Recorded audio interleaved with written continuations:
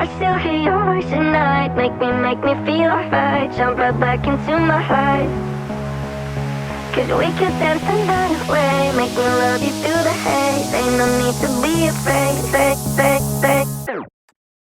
Welcome to Brain Glitch, where every mystery begins with a story and ends inside your mind. Hey, have you ever had a word stop making sense? Yeah, weirdly. Like, I'll say door over and over, and after a while it just dissolves. It becomes a weird sound. Why does that happen? Perfect. Imagine someone says one simple word, door. Normal, right? Then they say it again, door. Again and again. At first, it sounds completely normal. By the 10th time, something shifts. By 20, it sounds strange, almost fake. After 50 times, you stare at the word and it feels like a random noise. You still know what it means, but you can't feel the meaning.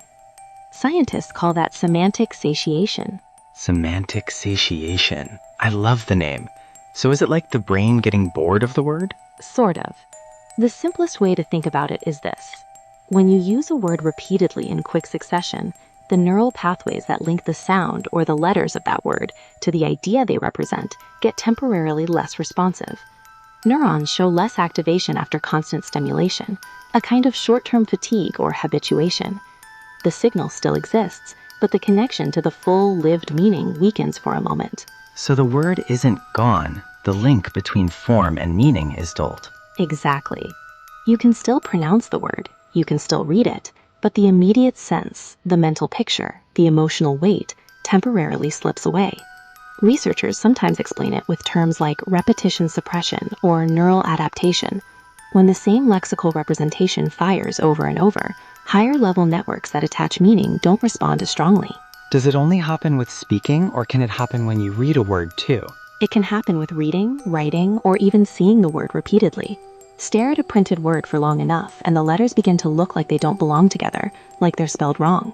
That's visual repetition leading to the same temporary disconnection between sign and meaning. Is this the same as forgetting a word, like in aphasia or when you can't recall a name? No, it's not brain damage or long-term loss. Semantic satiation is quick and reversible.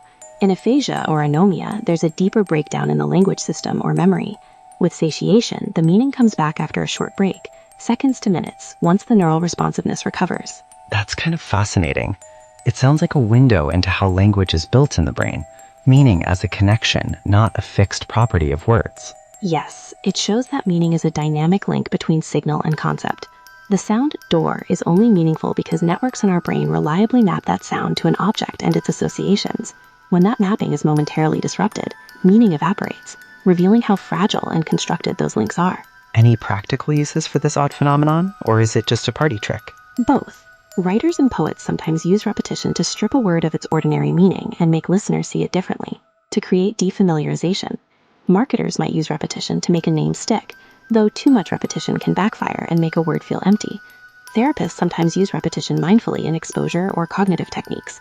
And as a simple experiment, trying it yourself is a tiny lesson in metacognition. You watch meaning flicker. We should give listeners a quick experiment. If you're driving or doing something risky, skip this, but otherwise try it now. Pick a short word like water or light. Say it out loud slowly 50 times. Notice how it changes. Do it and then pause. Feel the meaning come back. That return is the other lesson. The brain recovers quickly. Semantic satiation is temporary, and sometimes the reappearance of meaning feels almost sweeter because you were briefly removed from it. It's wild to think that so much of language is this octave process, not just stored labels. Anything else listeners should know? Just this. Semantic satiation reminds us that words are tools, tuned by context and use. They carry meaning because your brain constantly rebuilds the connection between sound and concept. When that rebuild falters, you glimpse the machinery. It's unsettling, a little magical, and ultimately reassuring. Our brains are flexible. The next time a word turns into noise, smile. You're watching cognition in action. Thanks for the little mind bend. That was a perfect brain glitch. We hope you enjoyed today's episode. Try the experiment. Tell us what word stalled for you, and we'll be back with more mysteries about the mind. Until next time, keep asking the small weird questions. They lead to the biggest answers.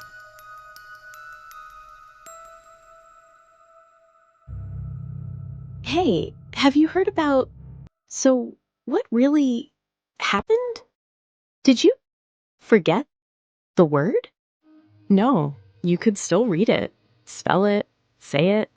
The word never disappeared. Only its meaning did, at least for a moment. Strange, right? It felt like I was staring at a familiar face and suddenly nothing registered. I said door out loud, and for a beat it stopped being a door. Just sounds. Why does that happen? What you experienced is called semantic satiation. Say a word enough times in a row, and the mental link between the sound and the idea loosens. For a few seconds, your brain hears only noise. The concept goes dim. So the letters stayed the same, the sound stayed the same, but the meaning flickered out because my brain got tired? That feels almost magical and a little scary. It's not magic, it's neural fatigue. The neurons that normally fire to connect a sound to a concept become briefly less responsive when you overload them. They adapt. The result? Your mind pauses between sound and sense. And that happens quickly? Like in less than a minute? Yes, sometimes in a handful of repetitions. Language processing is astonishingly fast, which is why we never notice it. Our brains translate sounds into meaning in a fraction of a second, automatically. But push the same sound repeatedly, and the automatic system takes a tiny break. I remember one time I repeated love until it felt hollow. Same sound, completely different weight. Is that the same phenomenon? Mechanically, yes, but meaning is personal. Semantic satiation shows something deeper. Words don't hold fixed meaning inside them. They are like empty cups. Your brain pours meaning in every time you hear them, based on memory, context, emotion. That explains why the same sentence can make one person laugh, another cry, and a third shrug. The sounds are identical. The meanings live inside each listener. Exactly. And when that bridge between sound and meaning briefly disappears, you're witnessing the bridge itself. It's a reminder that language is fragile, active, and alive, not a fixed code etched in words. Is semantic satiation harmful? Should I worry if words go weird on me? No, it's harmless and temporary. Think of it like muscle fatigue for thought. The neurons need a moment to reset. Within seconds to a minute, meaning snaps back. If something more persistent is happening, that's a different story. But routine repetition-induced weirdness is normal. So maybe our everyday fluency with language is also a kind of small miracle. We never notice the constant work our brains do to match sound to sense. I love that. It's like being backstage at a show you assumed had no backstage. For a moment, the curtains open and you see the ropes and pulleys, the neurons doing the heavy lifting. And next time someone tells you to repeat a word until it sounds strange, now you know why it works. You're not losing the word. You're watching meaning be temporarily unplugged. Which circles back to the biggest brain glitch. Words don't carry meaning on their own. Your brain gives them meaning every single time you hear them. That makes conversation both powerful and precarious. Thanks for listening to Brain Glitch, where every mystery begins with a story and ends inside your mind. See you in the next glitch. After credits teaser. Imagine feeling your phone vibrate in your pocket. You reach, but nothing. No call, no message. Why did it feel so real? Next time, we explore phantom vibration syndrome. I still hear your voice at night, make me feel alright. Jump right back into my life. 'Cause we could dance the night away, make me love you through the haze. Ain't no need to be afraid,